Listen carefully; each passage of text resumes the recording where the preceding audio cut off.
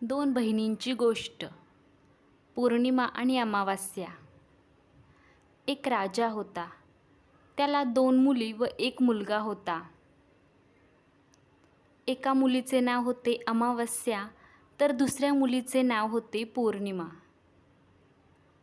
पौर्णिमा खूप धार्मिक वृत्तीची होती. तिला भजन, कीर्तन, पूजापाठ यामध्ये खूप रस होता. तसेच ती प्रत्येक कामातही हुशार होती.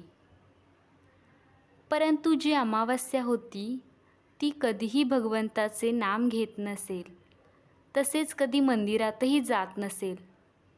वडिलांच्या प्रत्येक कामात तिचा पाठिंबा राहत असे, परंतु वाईट कार्यासाठी पौर्णिमेचा विरोध राहत असे. आपल्या विरोधात कोणीही बोलत नाही आणि पौर्णिमा आपल्या विरोध करते या गोष्टीचा राजाला खूप अपमान वाटत असे. म्हणून राजा फक्त अमावस्येचेच लाड करीत असे आणि तिचे सर्व हट्ट पुरवीत असे. पौर्णिमेला अमावस्येच्या पूर्वीचे जुने कपडे घालायला द्यायचे. तिला नेहमी घालून पाडून बोलत आणि सारखी दमदाटी करत असे. परंतु पौर्णिमा आपल्या वहिनीला घरकामात मदत करीत, देवांच्या गोष्टी गाणी सांगत असे. वहिनीला घेऊन मंदिरात जात असे. म्हणून पौर्णिमा वहिनीची तसेच भावाचीही लाडकी होती. एकदा राजाला राणीने सांगितले की राजन, आता आपल्याला आपल्या मुली वर झाल्या आहेत, तेव्हा त्यांच्यासाठी स्थळं शोधावी लागणार आहेत. पौर्णिमेला तिला देवाच्या मंदिरात जाणे, भजन कीर्तन करणे, पूजापाठ करणे या गोष्टी फार आवडत असे. तसेच तिला एखाद्या गरीब घरातच द्या, कारण खूप श्रीमंत लोकांच्या घरी दिलं तरीही तिचे भिकारी चाळे काही सोडणार नाही आणि आपलीच बदनामी होईल. त्याशिवाय ते गरिबांच्या घरी बरोबर जमवून घेईल. श्रीमंताच्या घरी तिला जमवून घेणं अवघड होईल. म्हणून गरिबाच्या पदरातच तिला टाकून द्या. परंतु आपली अमावस्या कशी मोठ्या घरात शोभून दिसेल. तिचं वागणं, बोलणं, उठणं बसणं सर्व काही उंच आणि रुबाबदार, कुणालाही शोभेल असं आहे. त्याशिवाय तिला घरकामही येत नाही, म्हणून तिला एखाद्या राजाच्या राजकुमाराला द्या, म्हणजे तेथे ती बरोबर जुळवून घेईल.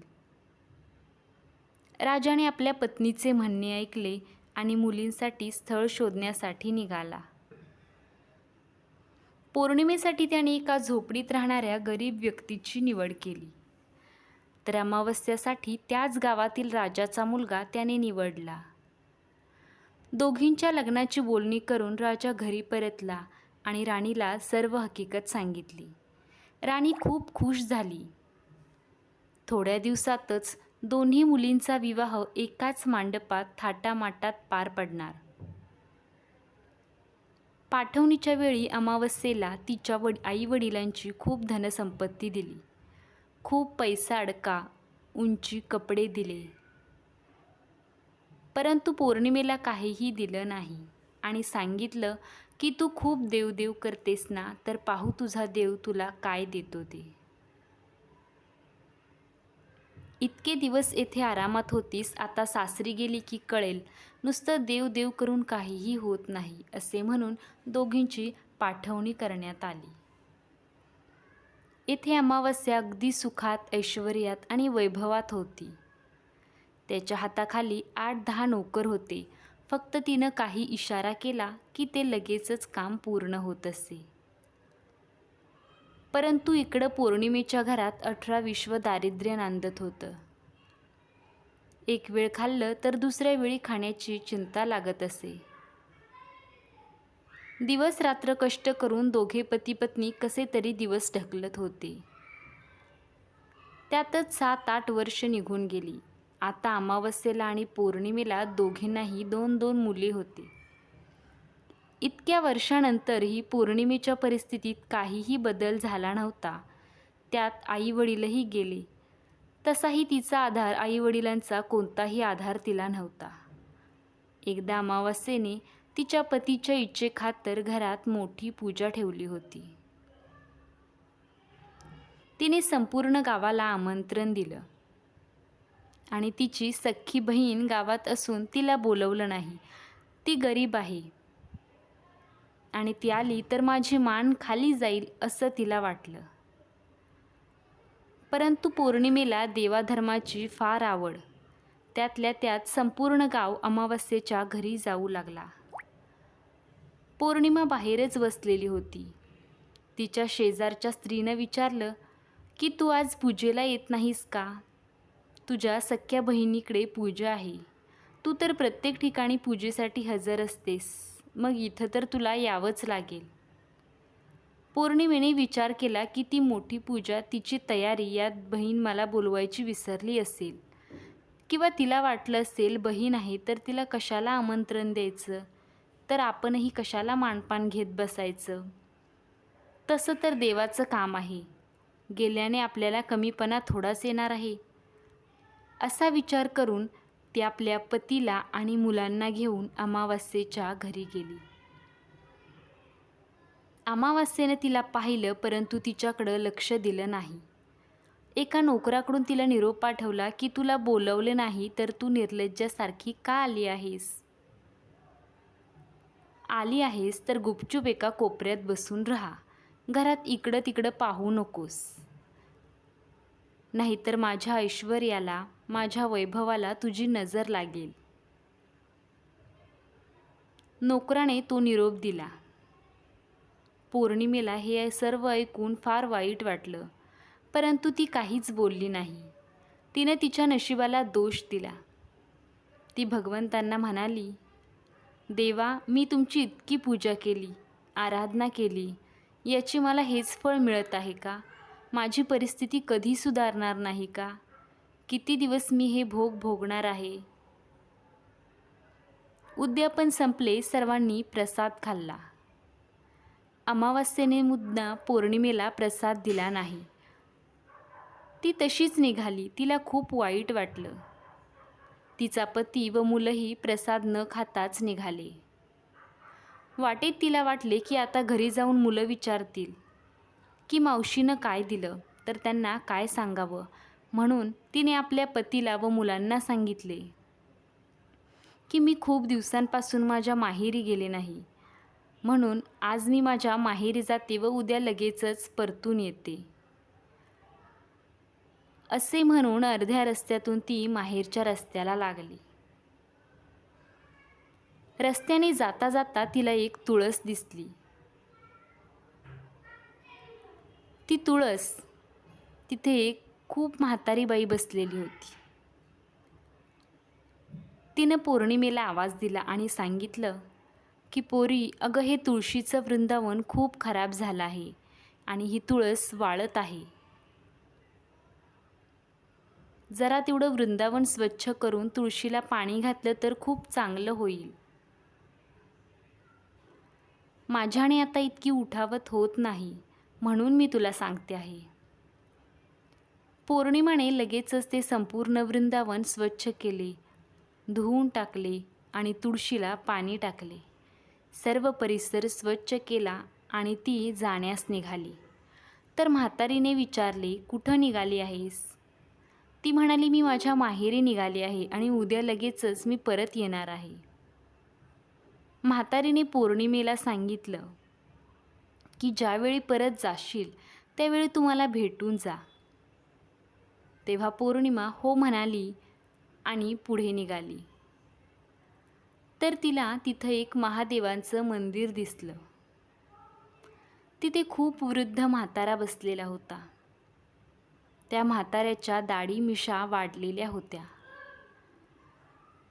धोतर फाटलेलं होतं आणि काठीचा आधार घेऊन तो म्हातारा चालण्याचा प्रयत्न करत होता. जरा मला हे मंदिर झाडायला मदत करशील का? आणि मला आंघोळ करायची आहे, तर 2 बादल्या पाणी आणून देशील का? कामाची सवय होती तर तिने पटकन झाडू हातात घेतला आणि संपूर्ण मंदिर झाडून पुसून अगदी लख्ख केलं. त्यानंतर विहिरीतून 2 बादल्या पाणी काढून आणली बाबांना छान अंघोळ घातली आणि मग मंदिरात गेली. देवाधिदेव महादेवांनाही स्नान घातलं. तेव्हा ते देव महादेवांचे पूजन केले आणि जाण्यास निघाली, तर ते बाबा तिला म्हणाले, पोरी, जेव्हा तू परत येशील त्यावेळी मला भेटूनच जा. तिने हो म्हटलं आणि ती पुढे निघाली.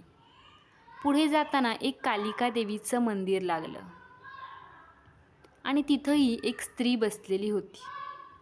तिनं तिला सांगितलं की झाडावरील ही फळं तोडण्यासाठी तू माझी मदत करशील का? पौर्णिमा तिथं गेली आणि झाडावरची सर्व फळं तोडली, खाली पडलेला पालापोचळा झाडून स्वच्छ केला आणि संपूर्ण परिसर स्वच्छ करून ती आता जायला निघाली.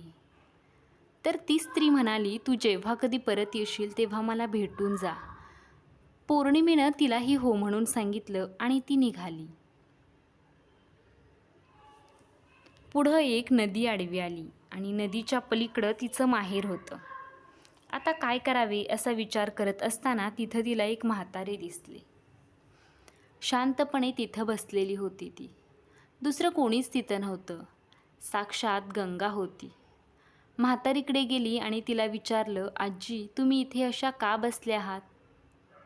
त्यावर म्हातारीने सांगितलं, मला नदीकडे बघून खूप वाईट वाटत आहे. सर्वजण येतात आणि नदीत घाण टाकतात. नदी अस्वच्छ करतात आणि इथून निघून जातात. नदी कोणीही स्वच्छ करत नाही. त्यावर पौर्णिमेनं सांगितलं, इतकेच ना, तर मी नदी स्वच्छ करीन. तिने नदीच्या आसपासच्या पाणवली सर्व काढून टाकल्या. नदीत टाकलेले कपडे, घाण सर्व काही एका ठिकाणी काढते. नदी अगदी स्वच्छ दिसू लागली. म्हातारीने पौर्णिमेला विचारलं, तू कुठं जात आहेस? त्यावर तिनं सांगितलं की नदीच्या पलीकडं माझं माहेर आहे आणि मला माझ्या माहेरी जायचं आहे, परंतु कसं जावं हेच मला समजत नाही. तोच म्हातारीने एक नाव बोलावली व ती नाव संपूर्ण फुलांनी भरलेली होती. म्हातारीने तिला सांगितले की जाताना मला भेट आणि मगच जा. तिने हो म्हणून सांगितले आणि नावेत बसून ती माहेरी गेली. नणंदला पाहून वहिनीला फार आनंद झाला. तिने तिचा आदर सत्कार केला. खूप दिवसांनी आवडतील आनंदाने घरी आली म्हणून तिने घोडाघोडाचा स्वयंपाक केला. पौर्णिमेनेही वहिनीला स्वयंपाकात मदत केली. भाच्यासोबत मस्ती केली. त्यांनाही फार आनंद झाला. तिने फळे आणली होती, तीही भाच्यांना दिली. खूप दिवसांनी आत्या घरी आली म्हणून त्यांनीही आत्यासोबत मनसोक्त गप्पा मारल्या. बहीण भाऊ कितीतरी वेळ बोलत बसले. वहिनी नजरेनं हा कौतुक सोहळा पाहत होती. दुसऱ्या दिवशी पौर्णिमा आपल्या घरी जाण्यास निघाली, तर तिच्या बहिणीने तिला भरपूर खाऊ, मिठाई, दागदागिने बरोबर दिले आणि एक लाल रंगाची साडी नेसायला दिली. ती भरल्या मनाने वहिनीला आशीर्वाद देऊन सासरी जाण्यास निघाली. नदीकडे आली तर तिथे फुलांचे बोट हजरच होतं. त्या बोटीत बसून ती नदीच्या पलीकडे आली. त्या म्हातारीने तिला एक गाठोडे दिलं व सांगितलं की यामध्ये काही वस्तू आहेत, माझ्याकडे पडल्या आहेत आणि मी एकटीच आहे, याचं काय करावं, म्हणून तू या वस्तू घेऊन जा. परंतु गेल्यानंतर गाठोडी उघड असं म्हणून म्हातारी निघून पुढं गेली. पौर्णिमा पुढं गेली तर तिला कालिका देवीच्या मंदिराकडे दिसली. तिनेही तिला एक गाठोडं दिलं आणि त्यात एक मोठी टोपली घेतली. त्यामध्ये तिनंही गाठोडं ठेवलं आणि डोक्यावर घेऊन ती निघाली. पुढे गेली तर देवाचे देव महादेवांच्या मंदिराबाहेर तो म्हातारा बसलेला किल्ला दिसला. त्यानेही एक मोठे गाठोडे बांधून ठेवले होते. ते गाठोडेही या नेत्या टोपीखाली ठेवले आणि पुढे निघाली. पुढे गेल्यावर तुळशीपुढे ती म्हातारी दिसली. तिनेही एक गाठोडं दिलं. अशी 5 गाठोडे घेऊन ती घरी जायला निघाली. सर्वात आधी तिनं माहेरचे गाठोडे उघडले तर त्यामध्ये मुलांसाठी खाऊ, मिठाई होती. तर मुलांना आणि पतीला तिला दागदागिने आणि नवीन कपडेही होते. आता तिने नदीवर असलेल्या आजीबाईंनी दिलेलं गाठोडं उघडलं तर त्यात सर्व उंची वस्त्र येतील, सुंदर सुंदर साड्या होत्या, मोती पवळे आणि रत्न होती. ते पाहून ते सर्वजण खूप खुश झाले. आता तिनं दुसरं गाठोडं उघडलं जे कालिका देवीनं तिला दिलं होतं. त्यामध्ये सर्व सौभाग्याचे अलंकार होते. अलंकारामध्ये सुकामेवा होता. आता तिने तिसरे गाठोडे उघडले तर साक्षात देवादिदेव महादेवांनी ते दिलं होतं आणि त्या गाठोड्यात खूप धनसंपत्ती, पैसा अडका, तर त्याशिवाय आनंद, सुख आणि समाधानही होतं. ते गाठोडं उघडताच सर्वांचे हृदय अगदी भरून आले. सर्वांच्या चेहऱ्यावर ते सुख आणि समाधान पसरले. आता तिने तुळस मातेनं दिलेलं गाठोडं उघडलं तर त्यामध्ये धान्याच्या राशी होत्या ज्या कधी संपतच नव्हत्या. अशा प्रकारे तिच्या घरात खूप संपत्ती, पैसा अडका, अन्नधान्य आलं आणि त्यांची परिस्थिती सुधारली. त्यांच्या घरातील धन वाढतच चालले होते, ते संपतच नव्हते. तिनेही एकदा असा विचार केला की भगवंतांनी मला जर इतके धन दिलं आहे, इतकं काही दिलं आहे, तर मी इतरांच्या घरी पूजेसाठी तर नेहमीच जात असते. आपल्याही घरी पूजा करावी, यासाठी तिने खूप मोठ्या प्रमाणावर पूजेचं आयोजन केलं. आपल्या बहिणीला, भावालाही तिनं बोलावलं, तसेच अमावास्येलाही बोलावलं.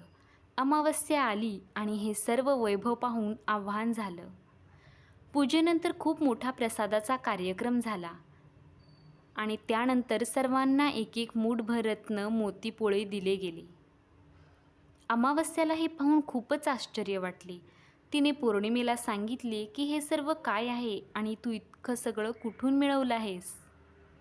आजपर्यंत कोणीही दक्षिणा कोणाला दिली नाही आणि आज तो प्रसाद भेट म्हणून सर्वांना रकमेमानके वाटत आहेस. त्यावेळी तिनं ही सर्व हकीकत आपल्या बहिणीला सांगितली. अमावास्येने प्रसाद न घेताच तिथून निघाली आणि विचार केला की मीही उद्या लगेचच जाऊन अशी सर्व धनसंपत्ती घेऊन येईल. दुसऱ्या दिवशी ती माहेरी जाण्यास निघाली तर रस्त्यात तिला तुळशीजवळ एक म्हातारी दिसली. तिनं तिला सांगितलं की पोरी, जरा वृंदावन स्वच्छ कर आणि तुळशीला पाणी टाक. तर अमावस्येने मी नाही करणार असली कामं, असं म्हणून पुढं जायला निघाली. माझे कपडे खराब होतील आणि मला वेळही नाही आहे, असं म्हणून ती पुढं निघून गेली. पुढं तिला देवादिदेव महादेवांच्या मंदिराबाहेर एक वृद्ध म्हातारा दिसला. त्यानेही तिला मंदिर झाडायला सांगितलं तर तिनं तसंच उलट उत्तर दिलं आणि सांगितलं, तुम्हाला बसल्या बसल्या काय काम आहे तर तुम्ही तेवढं करून घ्या, आणि पुढे निघून गेली. कालिका देवीच्या मंदिरातही अगदी तसंच झालं. नदीकडेही तसंच झालं आणि तिला नदीच्या पलीकडे जायचं होतं तर तिने म्हातारीला नाव आणायला सांगितली. परंतु म्हातारीने नाव बोलावली, परंतु त्यात सर्व काटेकुटे भरलेले होते आणि त्याचीच एका बाजूला बसली. तिच्या पायात काटा टोचला, तिचा पाय रक्तबंबाळ झाला. तशीच ती लंगडत लंगडत माहेरी गेली. तिच्या बहिणीने तिला पाहिलं तर तिला खूप राग आला. हिचे आईवडील जोपर्यंत होते तेव्हाही आपल्यावर खूप रुबाब करायची आणि हिने आता आपले काहीही ऐकायचं नाही असं म्हणून तिने त्याच्याकडे लक्ष दिलं नाही. नणंद आली म्हणून तिने काहीही नवीन घेतलं नाही किंवा घरात रोजचा स्वयंपाक केला तोच अमावस्येने गुपचूप खाल्ला. रात्रभर कशीबशी काढली आणि दुसऱ्या दिवशी घरी जाण्यासाठी निघाली. भाऊ व भाचेही अमावस्येच्या येण्याने आनंदी नव्हते. तिने बहिणीला सांगितलं, मी इतक्या दिवसांनी आली आहे, घरी परत जात आहे, काहीतरी दे ना. पौर्णिमेला कसं दिलं होतंस? तर त्यावर तिनं सांगितलं, तुम्हाला जर डोचे उचलता येणार नाही तर तुम्ही जा, मी मागून पाठवून देते. ती खूप आनंदी झाली आणि निघाली नदीकडे. म्हातारीलाही तिनं सांगितलं, आजी, तुम्ही पौर्णिमेला कसं गाठोडं दिलं होतं तसंच तुम्ही मलाही द्या. त्यावर म्हातारीनं सांगितलं, तुला कामाची सवय नाही आहे आणि तू ओझं कसं उचलणार? तू पुढं जा, मी देईन पाठवून. असेच कालिका देवीच्या मंदिरात आणि देवाधिदेव महादेवांच्या मंदिरातही अगदी असंच झालं. तुळशीकडेही तसंच झालं. ती खूप आनंदाने घरी परत गेली. तोपर्यंत तिचे नोकर 5 गाठोडे घेऊन घरी आले. तिने सर्वांचे सर्वात आधी माहेरचं गाठोडं उघडलं आणि त्यात माती होती. नदीवरचं गाठोडं उघडलं तर त्यामध्ये काटे, घाण आणि कचरा होता. कालिका देवीच्या मंदिरातील गाठोडे उघडले तर त्यात सडलेली फळं आणि काटेकुटे होते. देवाधिदेव महादेवांच्या मंदिरातील गाठोडे उघडले तर त्यामध्ये साप आणि विंचू होते. जिथं तुळस होती तिथलं गाठोडं उघडलं तर त्यामध्ये दगडगोटे होतं. हे सर्व पाहून तिने कपाळाला हात लावला. यावरून असं लक्षात येतं की आपल्याला कितीही त्रास झाला असेल तरीही धर्माचा आणि सत्याचा मार्ग कधीही सोडायचा नाही.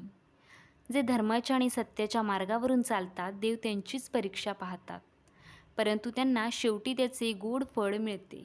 या उलट जे आपल्या धनसंपत्तीचा, पैशांचा गर्व करतात, इतरांना त्रास देतात, शेवटी त्यांच्या नशिबी माती आणि दगडगोटेच असतात.